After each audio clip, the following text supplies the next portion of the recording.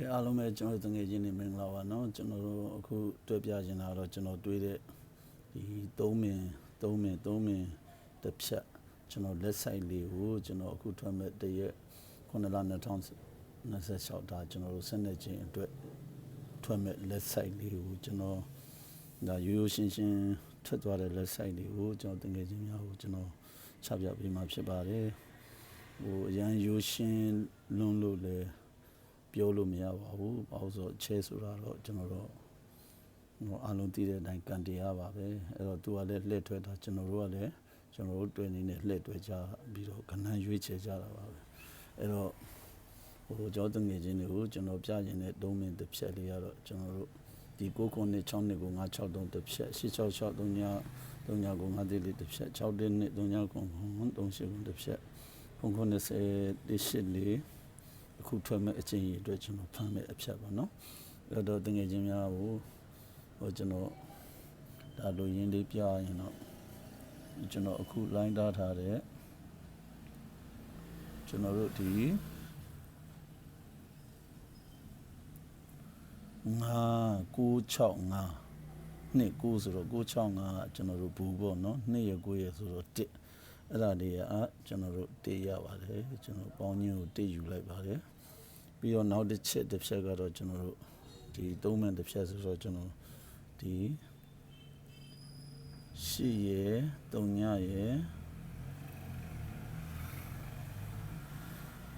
ဒါကျွန်တော်တို့3ည9ရယ်8နဲ့9နဲ့ဒါကျွန်တော်တို့အောင်နှလုံးထိပ်စီးနှစ်ခုနဲ့ယူလိုက်တော့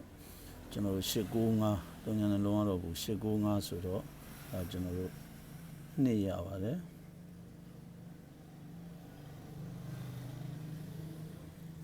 တကယ်ချင်းများနော်ပြီးနောက်တစ်ခုကကျွန်တော်တို့ဒီ6ရယ်အခုကျွန်တော်ဝိုင်းထားတဲ့ဟာလေးပေါ့နော်3ည9ရယ်6ရယ်3ရယ်ပေါင်းတော့သူအားလုံးကဏ္ဍ9လုံးပေါင်းတော့ဒါလေးရဲ့3ရပါတယ်နော်တကယ်ချင်းများအဲ့တော့တကယ်ချင်းများကျွန်တော်တို့လက်ဆက်ရဲ့မူရအားလုံးလဲဒါဆိုရင်ကျွန်တော်တို့ကြည့်တဲ့တကယ်ချင်းများဒီလောက်ဆိုရင်ရေးမိသွားပါပြီသိသွားပါပြီအဲ့တော့ကျွန်တော်တို့ဒီတစ်ဖြတ်မှာဒီအားလုံး9လုံးပေါင်းခြင်း1ဒီကဏ္ဍ9လုံးပေါင်းခြင်း2ဒီကဏ္ဍ9လုံးပေါင်းခြင်း3ဆိုခဲ့ရင်အခုကျွန်တော်တို့အဲ့လိုသာသူဆက်ပေးခဲ့ရင်အခုကျွန်တော်ဝိုက်ထားတဲ့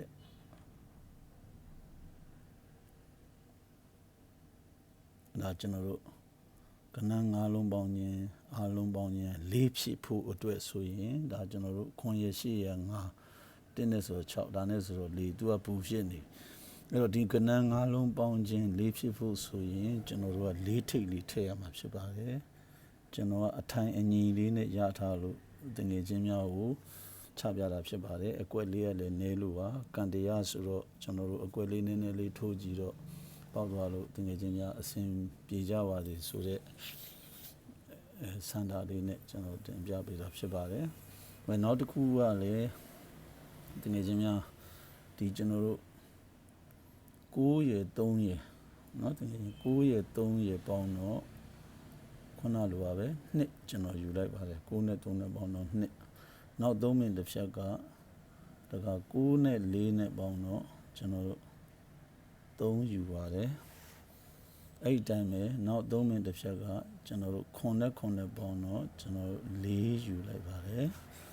အဲ့ဒီတိုင်းပဲနှလုံးပေါင်းခြင်း2နှလုံးပေါင်းခြင်း3နှလုံးပေါင်းခြင်း4ဖြစ်ခဲ့ရင်ဒီချိန်မှာကျွန်တော်တို့ကနှလုံးပေါင်းခြင်း5လွယ်ပြီးတခြားကျွန်တော်တို့ယူရမရှိပါဘူးအဲ့တော့နှလုံးပေါင်းခြင်း5ဖြစ်ဖို့အတွက်ဆိုရင်ကျွန်တော်တို့ကဒါတစ်ပိတ်လေး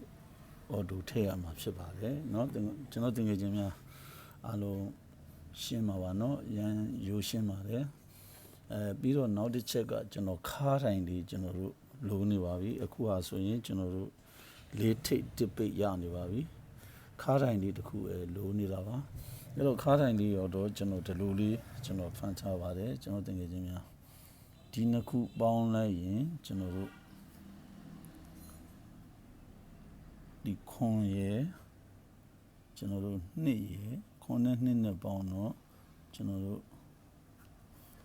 9ရပါတယ်9နဲ့ခက်က 6ရ6ပါ9ပါဝါ4ပါအဲ့ဒီကဏ္ဍ3လုံးကိုကျွန်တော်တို့ခါယူလိုက်ပါတယ်အဲ့တော့ကျွန်တော်တို့96လေးဒီမှာခါထည့်လိုက်ပါတယ်ပြီးတော့ဒီကောင်ကလည်းကျွန်တော်တို့တူနီးအတိုင်းဆိုရင်ဒါဆိုရင်ကျွန်တော်တို့နှစ်ဖြစ်ဖို့အတွက်ဒီမှာ8ရ9ရ3ညနှလုံးရဆိုခွန်နှစ်ဖြစ်ဖို့အတွက်9ထည့်ရပြီဒီကောင်က3ဖြစ်ဖို့အတွက်4ပဲရပြီခါလို့နေတော့ခါဒီနှလုံးပေါင်းခြင်းလေးပါဒါဆိုကျွန်တော်တငယ်ချင်းများဒီလောက်ဆိုအားလုံးတွေ့တတ်တဲ့ကျွန်တော်ရဲ့တငယ်ချင်းများအားလုံးတည်တော့ပါပြီဒီနှလုံးပေါင်းခြင်းက6ပါ6ပါပါ6နှစ်ခက်က9ပါ6ပါပါ1ပါအဲ့ဒီကောင်ကကျွန်တော်ခါယူလိုက်ပါတယ်အဲ့မှာတစ်ခါလေးထွက်သွားပါတယ်ဒီမှာတော့6ခါလေးထွက်သွားပါတယ်เนาะပြီးတော့နောက်တစ်ခုကကျွန်တော်ခါလို့နေပါတယ်ဒီကောင်တော့6တစ်နှစ်ကခါရဲ့3ညခွန်ခွန်ကခါရဲ့သူနှလုံးပေါင်းတာကျွန်တော်တို့10ဖြစ်ပါတယ်10ဖြစ်ပါတယ်10ရဲ့နှစ်ခက်က1ပါ10ရဲ့ပါဝါ3ပါအဲ့တော့10 1 3ဒီကျွန်တော်ခါယူလိုက်ပါတယ်အောက်လိုက်တော့အဲ့မှာကျွန်တော်တို့10ခါလေးနဲ့အောင်မြင်သွားပါတယ်เนาะပြီးတော့နောက်အခုအကြိမ်မှာကျွန်တော်တို့ခါလူနေပါပြီခါလူနေတော့ကျွန်တော်အပေါ်ကနီးအတိုင်းဆိုလို့ရှိရင်ကျွန်တော်ဒီမှာခွန်ခါ3ညခွန်3ညခွန်ခါရဲ့1 8လေးက10ခါရဲ့ခွန်ရဲ့10ရဲ့ပေါင်းတော့ကျွန်တော်တကယ်ချင်းများအားလုံး9ပါ9ရဲ့နှစ်ခက်က3ပါ9ရဲ့ဘာဝ3ညပါအဲ့ဒါလေးကျွန်တော်တို့ခါယူလိုက်ပါတယ်ခါယူလိုက်တော့အဲ့တော့ကျွန်တော်တကယ်ချင်းများဒီနေရာမှာ4 5 1ရေ4 3 1ရေ4 3ည1ရေဆိုပြီးတော့တဲ့ဒါကျွန်တော်တို့3ခွက်တည်းထိုးရမှာဖြစ်ပါတယ်ပစံမတတ်နိုင်တဲ့ညီကိုများဒါတစ်ခွက်1000တဲ့3ခွက်3000ဆိုရင်လေဒါမိမိတို့9သိန်းခွဲမိမိတို့ဘာပဲပြောအခိုက်အတန့်အဆင်ပြေသွားအောင်လို့ကျွန်တော်ရဲ့တွဲနည်းလေးကိုတင်ပြလိုက်ပါတယ်အားလုံးကိုတစ်ခုချင်းကျွန်တော်တကယ်ချင်းများနားလည်အောင်ရှင်းပြပေးမယ်ဆိုရင်ကျွန်တော်ရဲ့အရန်ရိုးရှင်းလုံးတဲ့လက်ဆိုင်လေးပါ9ခုနှစ်ရယ်6နှစ်9ရယ်9 6 3ရယ်အဲ့ဒီမှာကျွန်တော်တို့ပထမနည်းကစောစောကဗီဒီယိုပထမကျွန်တော်တို့ရှင်းပြထားပြီးသားဖြစ်ပါတယ်9ရယ်6ရယ်9ရယ်2ရယ်9ရယ်ဒီကဏ္ဍ5လုံးကျွန်တော်ပေါင်းလိုက်ပါတယ်ဒီကဏ္ဍ5လုံးပေါင်းလိုက်တာက695 695 3ည2ရယ်9ရယ်1အဲ့တော့ကျွန်တော်တို့1ယူလိုက်ပါတယ်8 3ည5ဒီကောင်ကလည်းအဲ့ဒီနေ့တိုင်းပါပဲ3ည9က9 8နဲ့ဆိုခွန်9နဲ့ဆိုတော့2ဒီကဏ္ဍအလုံး5လုံးပေါင်းတော့2ပါ1ပြီးတော့2ယူတာပါနောက်တစ်ခုကဒီကောင်လည်းအဲ့ဒီတိုင်းပါပဲကျွန်တော်တို့3ညခွန်ရယ်6ရယ်3ရယ်အဲ့တော့ခွန်6ဆိုတော့3ညနဲ့ပေါင်းတော့3ညဒီကောင်က3ပါအလုံးပေါင်းလိုက်တော့သူက3ရပါတယ်အဲ့တော့ဒီကဏ္ဍအလုံးပေါင်းခြင်းဒီကျွန်တော်တို့ကအပေါ်မှာ1ဒုတိယဟာမှာ2နောက်တတိယဟာမှာ3ဆိုရင်ဒီကောင်မှာကျွန်တော်တို့4ဖြစ်ဖို့အတွက်ကဆိုရင်ခွန်ရယ်ကျွန်တော်တို့8ရယ်4ရယ်1ရယ်ခွန်8ဒီနှလုံးပေါင်း5ခွန်8 5ဘူးအဲ့တော့4ဖြစ်ဖို့အတွက်ကကျွန်တော်တို့က4ထိပ်အော်တိုရပြီးတော့ဖြစ်သွားတော့ဗောနော်တကယ်ချင်းများအားလုံးနားလည်မှာပါနော်ဒီကောင်လေးဆိုရင်ဒါကျွန်တော်တို့1ဖြစ်ဖို့အတွက်ဆိုရင်စချင်းခွင့်သို့တော့သူနည်းအတိုင်းကျွန်တော်တို့ချပြမယ်ဆိုရင်သူက1ဖြစ်ရမှာဆိုတော့9နှစ်က3ညပဲ6နဲ့ဆိုတော့6 5နဲ့ဆိုတော့1အဲ့တော့ဒီမှာ1ဖြစ်ဖို့အတွက်ကဒီမှာ6ရှိနေ5ထိပ်လေးထည့်ပါနော်အဲ့တော့ကျွန်တော်တို့နောက်ပိတ်ရောက်တော့ဒီနှလုံးပေါင်းခြင်းဒီ6နှစ်9နဲ့5 6 3နောက်ပိတ်နှလုံးပေါင်းတာ2 3ည9နဲ့5 1 4ရဲ့နောက်ပိတ်နှလုံးပေါင်းတာကျွန်တော်တို့3ရတယ်3ညခွန်နဲ့3 8ခွန်နဲ့နောက်ပိတ်နှလုံးပေါင်းတာကျွန်တော်4ယူလိုက်တယ်ကျွန်တော်တို့ခွန်3ညနဲ့1 8 4 sorry ကျွန်တော်1 8 4ရဲ့အခုထွက်မဲ့နောက်ပိတ်ရဲ့ကျွန်တော်တို့5ယူရတော့မှာပေါ့နော်။ဘာကြောင့်လဲဆိုဒီမှာနှလုံးပေါင်း2နှလုံးပေါင်း3နှလုံးပေါင်း4 ခုနှလုံးပေါင်းဆိုရင်ဒါကျွန်တော်ငါဆိုတော့တင်းနောက်ပဲရတာပါနော်အဲ့တော့ကျွန်တော်ခါလေးရောတော့သူခါနှလုံးပေါင်း9နှစ်ခတ်6 9ပါဝါလေး96လေးရခါဒီကောင်ဆိုလို့ရှိရင်ဒါကျွန်တော်တို့ခါနှလုံးပေါင်းတော့6နဲ့3ညနဲ့ဆို6နဲ့က9 6ပါဝါ1 6 9ကလည်းတခါခါဒီကောင်ဆိုရင်ကျွန်တော်တို့1ရခွန်ရပေါင်းတော့8ပါဝါ8နဲ့က1 8ပါဝါ3 8 1 3ခါဆိုတော့ဒီမှာ8ဝင်ပါတယ်8ခါဝင်ပါတယ်အဲ့တော့ဒီမှာဆိုရင်အခုအချိန်ရောတော့ခွန်ရ8ရပေါင်းတော့ကျွန်တော်တို့9နှစ်ခတ်3ည9ပါဝါsorry 9နှစ်ခတ်3 5ပါဝါ3ညအဲ့တော့9 3ည3ရခါဝင်လိုက်တော့4 5 1ရ4 5 1ရ4 3 1ရ4 3ည1ရဆိုတော့တဲ့3ဘွဲ့ထွက်တာဖြစ်ပါတယ်တငယ်ချင်းများအားလုံးရှင်းဖို့ဆိုရင်ဒီကောင်ဆိုရင်ကျွန်တော်တို့9ထိပ်ရပြီသူဆိုရင်9ထိပ်ရပြီအပိတ်က3ပိတ်ရပြီအပိတ်က3ပိတ်ရတော့ခါက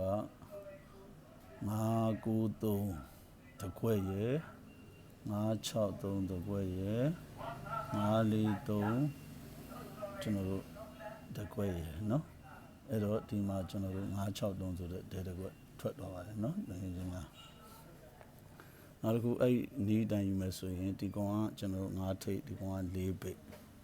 เนาะ9ထိပ်4ပိတ်9ထိပ်4ပိတ်9ထိပ်4ပိတ်ကျွန်တော်ခါ6 9 1ထည့်လိုက်ရင်ဒီမှာကျွန်တော်တို့9 1 4ဆိုတဲ့ကဏ္ဍအောင်သွားပါတယ်เนาะတကယ်ချင်းလားအဲ့ဒီနီးတိုင်းဆိုရင်ဒီဘွဲဆိုရင်ကျွန်တော်တို့အောင်ဆိုရင်3ထိပ်ဒါကျွန်တော်တို့ခွန်ဘိန်းနဲ့3ခွဲပေါ့နော်3ထိပ်ခွန်ဘိန်း3ထိပ်ခွန်ဘိန်းအဲ့တော့ကောင်မှာခါ8ခါ1ခါ3ခါအဲ့မှာ3 8ခွန်ဆိုပြီးတော့ထွက်သွားပါတယ်နော်အဲ့ဒီအတိုင်းရန်ရိုးရှင်းတဲ့နေဒီအတိုင်းပဲပေးခဲ့မယ်ဆိုရင်ဒီဘွဲက4 5 1ဖြစ်မလား4 3 1ဖြစ်မလား4 3 9 1ဖြစ်မလားเนาะတကယ်ချင်းများကဲအားလုံးမှာအဓိကတော့အားလုံးကတော့ကန်တရားပါပဲเนาะကျွန်တော်တို့အိမ်မဲလို့ထိုးတဲ့လူကလည်းအကွက်1000နေရတကွက်ကိုရွေးထိုးကြတာပါပဲเนาะကလင်နာဆရာတွေကလည်းအကွက်1000နေရထွက်မဲ့အကွက်ကိုရွေးထိုးကြတာပါပဲကျွန်တော်တို့လက်ဆက်သမားတွေကလည်းဝါဒနာရထွက်မဲ့အကွက်1000နေရနေမှကျွန်တော်တို့မိမိတို့ဝါဒနာရကျွန်တော်ဝါဒနာရမိမိတည်တဲ့ဟာလေးကိုချပြရင်းနဲ့ရွေးထုတ်ပေးလိုက်တာဖြစ်ပါတယ်အဲ့တော့ကျွန်တော်တကယ်ချင်းများကန်တရားမို့လို့အားလုံးပဲကံကောင်းကြပါစေ